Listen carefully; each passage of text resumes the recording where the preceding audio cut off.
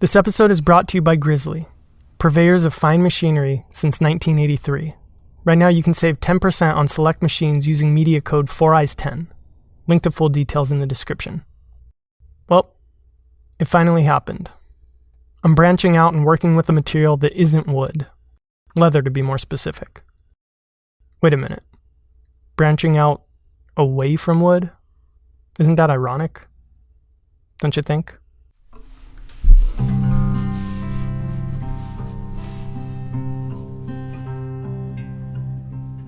Gauging from the questions I get asked, something that I need to improve on is talking about the type of material that I'm using in my videos.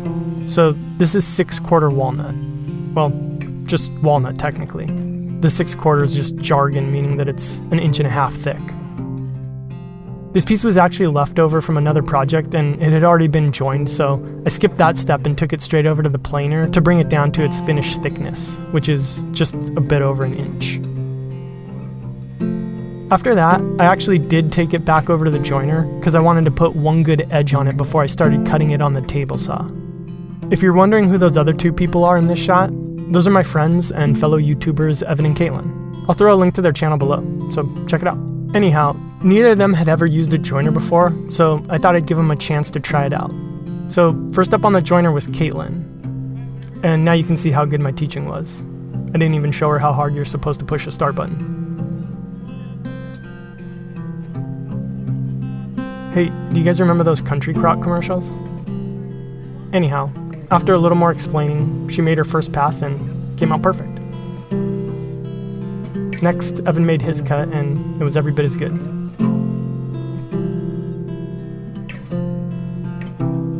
Moving on. Here, I'm marking out my cuts so that I can make sure I can get all of the pieces that I'm going to need out of this chunk of wood. There wasn't really a whole lot of room for error, so I just wanted to make sure I was being precise. Then I headed over to the table saw to do some ripping, and we got this super artsy shot. And then the three of us took turns ripping out the rest of the pieces.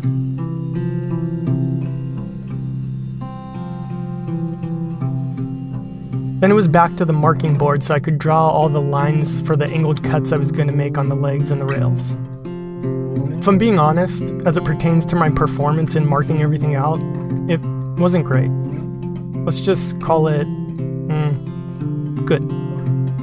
Okay, so before cutting the long tapers on the legs, I wanted to cut a 5-degree angle off of the tops and bottoms to give them that proper splay. I gotta say, something that I realized while making these legs is that making a 5-degree angle is actually more difficult than making a 15 or 30-degree angle.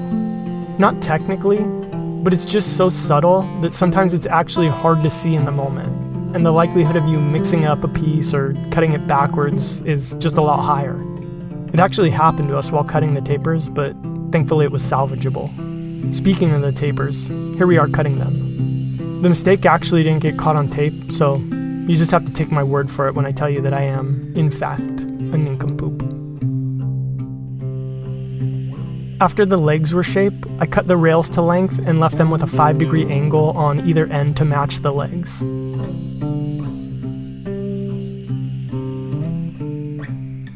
Here, I took a minute to label each leg and its corresponding railmate, and then marked out all of the joinery.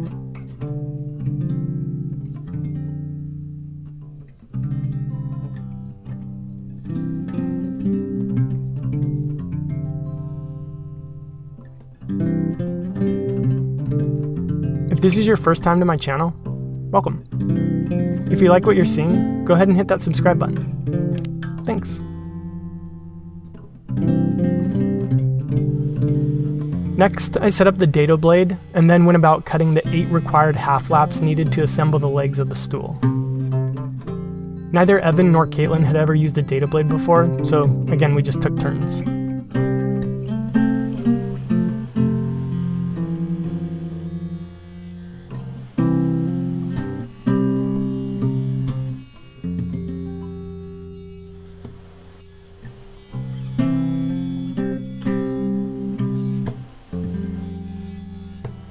Then we glued up the legs, and that was pretty much the end of day one.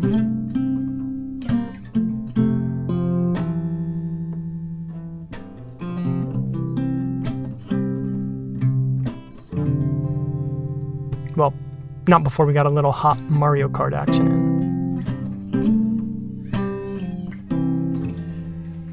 Okay, I lied.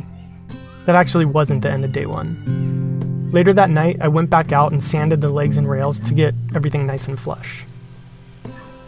And then I used my edge sander to make a nice rounded corner where the rail transitions to leg. And that was the end of day 1.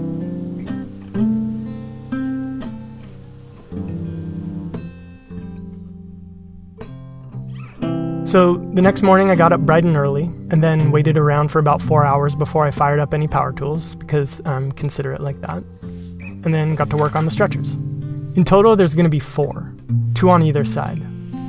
Since the seat's going to be made out of leather and can't really provide any structure in terms of the piece wanting to collapse in on itself, I wanted to make sure that there was good support at the top and the bottom of the legs.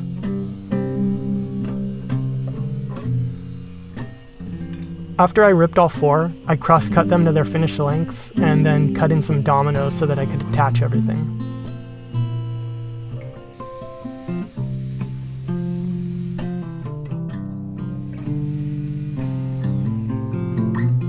The last thing I wanted to do before I glued everything up was to put a 1/4-inch round over on all the edges. This was actually the first time that I've made a piece that had this look, and I actually like it. I'm not going to say that I like it more or less than the normal crisp edges that I usually leave, but it's something that I'll definitely do more of. In general, I'd say that I'll probably use this style for anything like a chair or a couch or something that you sit on. Even if the pieces that you're rounding over aren't going to actually be touched, it just gives the finished piece a more kind of inviting, comfortable look. Speaking of comfort, there's nothing quite as uncomfortable as a bad segue. And that's why I'd like to take a minute right now to thank all of my Patreon supporters. New to the list this month are Steve Yopp, Patrick Edgett, Charlie Barnhouse, Ryan Lewis, Robert Person, John McEwen, James Meegan, Chris K, Jessica Calderon, Made by Laurent, Joel Irwin, Jason Hymas, Richard Whitson, Blake Lewis, Adam Lucas, and Joshua Roberts. Thank you all for the continued support each month and for enabling me to make these videos. Your shirts will be in the mail shortly. And if you want to get a shirt too, so you can look like this veiny-armed beefcake right here, check out my Patreon page to find out more about how you can support the show too.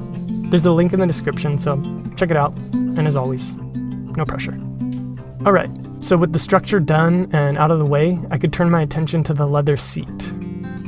As you can see here, Evan and Caitlin came back to lend a hand with this portion of the build, which was nice because between the 3 of us, we had a combined 0 years of experience working with leather.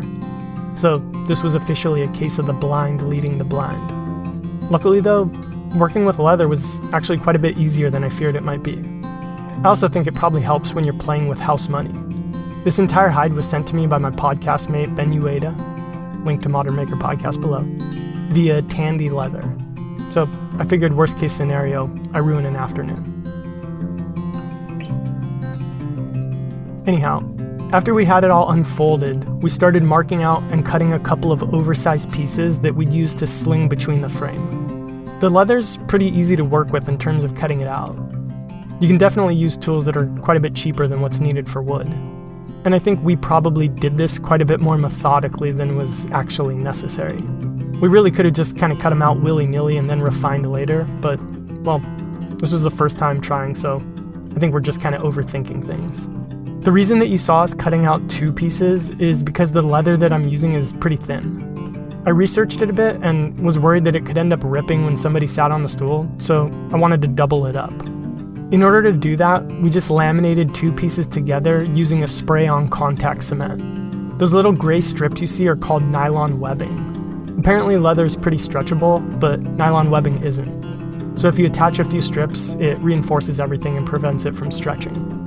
None of this was hard, it's just kind of time consuming because of the downtime. The leather seemed to be pretty porous, so we wound up spraying it, letting that dry, and then spraying again, waiting for that to get tacky, and then adhering the pieces together. We had to perform the same operation a few times to get everything together. Again, probably overkill, but first time, so yeah.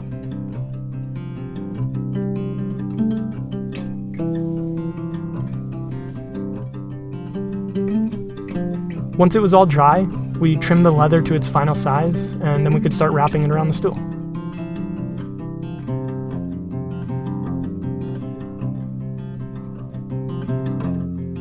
To attach the leather to the wood, we used another non-sprayable contact cement. I don't really know that one is stronger than the other, though I'd probably guess that this one is. But either way, it was definitely favorable here because it's much more controllable. Once it was tacky and ready to go, we just carefully wrapped it around the rail.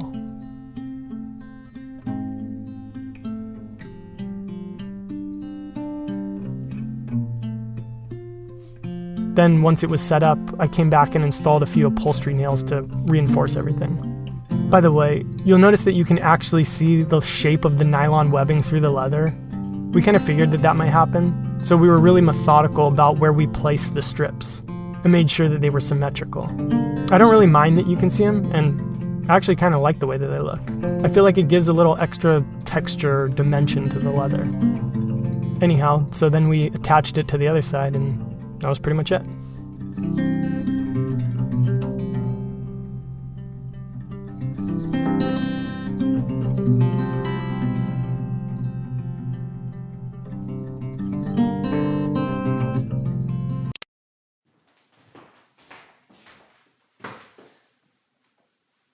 Curious to see what happened when I finally sat on the stool? Go check out my Instagram page.